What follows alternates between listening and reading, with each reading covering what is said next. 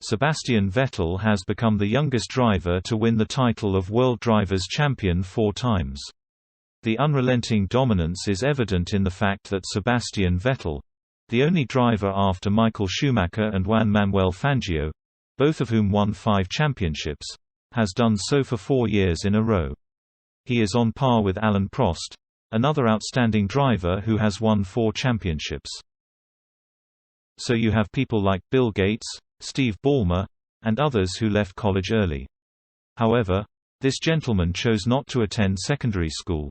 Although he claimed to be terrible at school, his credentials reveal that he graduated from the Starkenberg Gymnasium, essentially a middle and high school combined. He passed, though, with a respectable grade rather than just any passing grades. Think again if you just imagined the worst high school in this nation, one where sex, drugs, and rock and roll are more common than the academic atmosphere, because the German high school from which he graduated is the most technologically advanced of the 3. As a child, the Heppenheim-born protégé was inspired by 3 Michaels: legendary racing driver Michael Schumacher, ace basketball star Michael Jordan, and king of pop Michael Jackson. Though he aspired to be like Michael Jackson, he quickly realized he lacked the voice and turned to karting like his racing idol, Michael Schumacher. Age 11. Yes, that is accurate. Consequently, he was accepted into the Red Bull Junior team at a time when you were probably riding a bike around with your friends.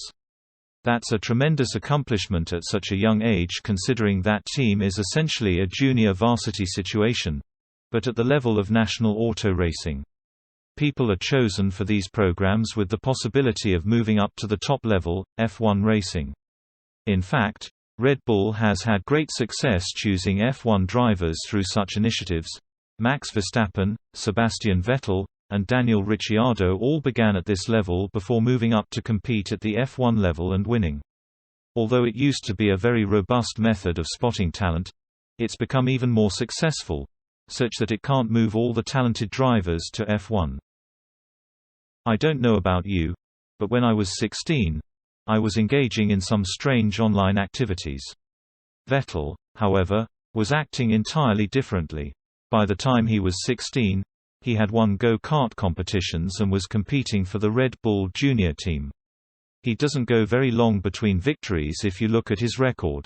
For example, he started racing open-wheel at the age of 16 and won the 2004 German Formula BMW Championship by taking 18 of the 20 races. And get ready if you've never heard of Formula BMW. It was created to introduce recent kart racing graduates to auto racing. With this one, I can't think of a bad comparison. When you were 18 years old, you were probably either starting college or working. Vettel was also working, just as an F1 driver, which is a unique job. Since that team was impressed but unconvinced, the deal with Williams didn't work out.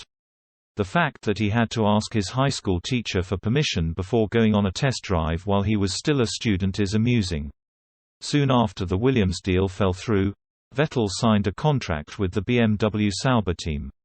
It's interesting to note that in the first 10 seconds of his career as a BMW Sauber test driver at the 2006 Turkish Grand Prix, he was fined for speeding in the pit lane. Vettel is not the only one who adores Enzo Ferrari. He also enjoys Ferrari automobiles, as evidenced by his switch from Red Bull to Ferrari.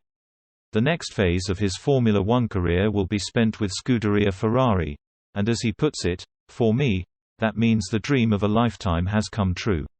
My idol growing up was Michael Schumacher in the red car. So now having the opportunity to pilot a Ferrari is an incredible honor." He finally has the opportunity to join the team and is aware of what Scuderia Ferrari stands for. Without a doubt, he'll lead the team to success with his commitment and passion. "I'll put my heart and soul into making it happen," said Vettel.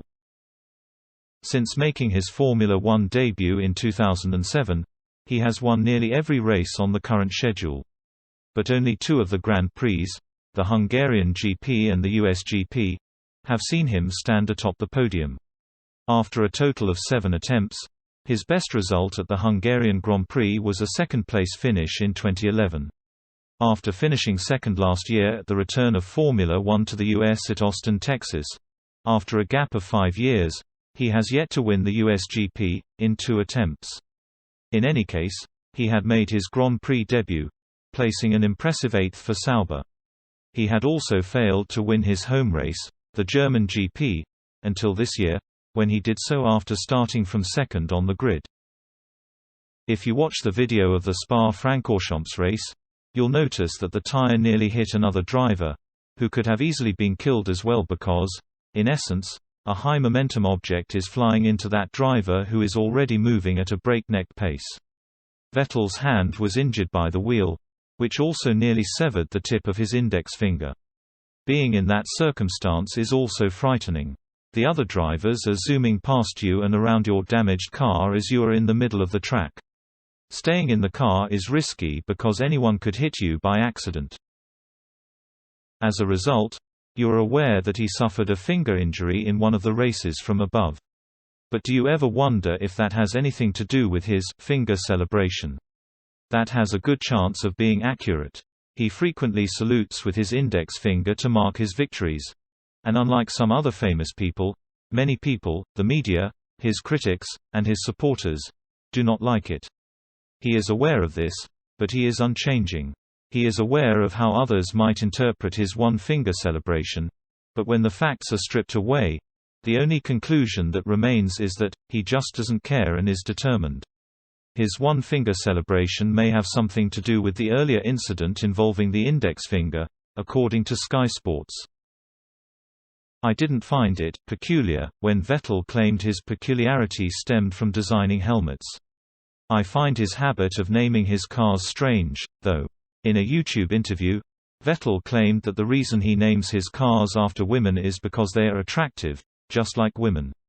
His 10-year-old idea has gained more traction in Formula One, where he invites his team members to dinner and brings up potential candidates. Vettel was inspired by the behaviors of American bomber pilots during World War II. Some of the names, like Julie and Kate, are pronounceable. However, other names, like Hungry Heidi, don't exactly sound pretty, to use a cliché. However, I suppose this is a common practice among auto enthusiasts. If you like the video, you can like and comment and also subscribe to our channel.